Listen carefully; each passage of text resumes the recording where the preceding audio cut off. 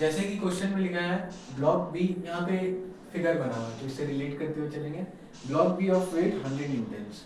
Block B है जिसका wait है 100 न्यूटन्स, और हम लोग जानते हैं कि वेट जो है वो directly centre of the earth की तरफ लगता है, उसका डायरेक्शन तो vertically downwards. Rest on a frictionless incline plane. यहाँ पे फ्रिक्शनलेस है, ये जो इंक्लाइन प्लेन है इसका फ्रिक्शन कैसा है, 0 है, ठीक है। स्लोप कैसा है इस इंक्लाइन प्लेन का, 30 डिग्री, यानी angle of inclination is 30 degree. A flexible cord, cord मतलब कि स्ट्रिंग जुड़ा हुआ है, कॉर्ड बोलो या स्ट्रिंग बोलो दोनों सेम चीज होता है, एक रस्सी से जुड़ा हुआ है। To block B passes attached to block B passes over a frictionless pulley and is connected to block A।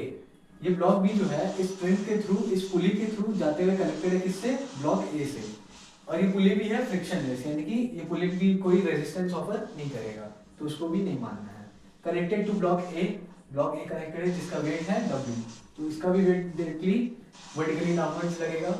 हम लोग को फाइंड करना है weight W for which this system is in equilibrium, यानी कि पूरा सिस्टम इक्विलिब्रियम में रहना चाहिए। इक्विलिब्रियम मतलब ब्लॉक बी ब्लॉक ए सब रेस्ट पे रहना चाहिए। तो फॉर इक्विलिब्रियम नेट फोर्स हम लोग जानते हैं 0 होना चाहिए किसी भी चीज को इक्विलिब्रियम में होने के लिए, किसी भी सिस्टम को। तो पहले तो हम लोग इसका एफबीडी बना लेंगे। एफबीडी के लिए हम लोग जानते हैं, जैसे ये फोर्स है, एक फोर्स इधर लगेगा और एक इधर इसका कंपोनेंट, ये दो कंपोनेंट होंगे इसके, इस 100 न्यूटन फोर्स के। ये एंगल हो जाएगा 30 डिग्री, तो ये फोर्स कितना हो जाएगा 100 cos 30। इसका ये कंपोनेंट है, ये इधर कंपोनेंट जो 30 डिग्री का एडजेसेंट होता है, जो एंगल का एडजेसेंट वो cos हो जाता है, और जो परपेंडिकुलर होता है वो साइन कंपोनेंट होता है, 100 sin 30 डिग्री।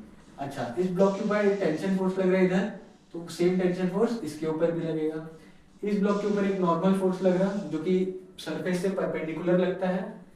इसके ऊपर ये इंक्लाइन प्लेन जो है फ्रिक्शनलेस है, तो यहाँ पे फ्रिक्शन हम लोग नहीं मानेंगे, फ्रिक्शन का कोई इसमें कंट्रीब्यूशन नहीं है। तो ब्लॉक बी के लिए हम लोग अगर लिखें फॉर ब्लॉक बी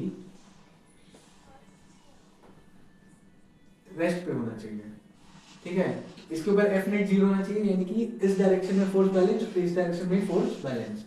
तो यहाँ पे नॉर्मल फोर्स हो जाएगा 100 cos 30 डिग्री। 100 cos 30 कितना होता है, cos 30 इज √3/2, तो ये आ जाएगा 50 √3 न्यूटन्स, ये नॉर्मल फोर्स। दूसरा क्या है, टेंशन फोर्स बैलेंस कर रहा है ये 100 sin 30 को, तो tension is equal to 100 sin 30 degree, which comes out to sin 30 is 1/2, which is 50 newtons. Tension force is 50 newtons. अगर हम लोग को निकालना था वेट ए का, तो हम लोग लिख सकते हैं for block A at rest, equilibrium लिखा है यानी कि रेस्ट पे है, तो इसके ऊपर ये फोर्सेस बैलेंस होंगे, तो जो टेंशन लग रहा है वो वेट ऑफ ब्लॉक ए के बराबर होगा, तभी ये बैलेंस हो रहा होगा, या फिर weight A is equal to tension जो कि है 50 न्यूटन। तो एट लास्ट हम लोग कह सकते हैं weight of block A is 50 Newton.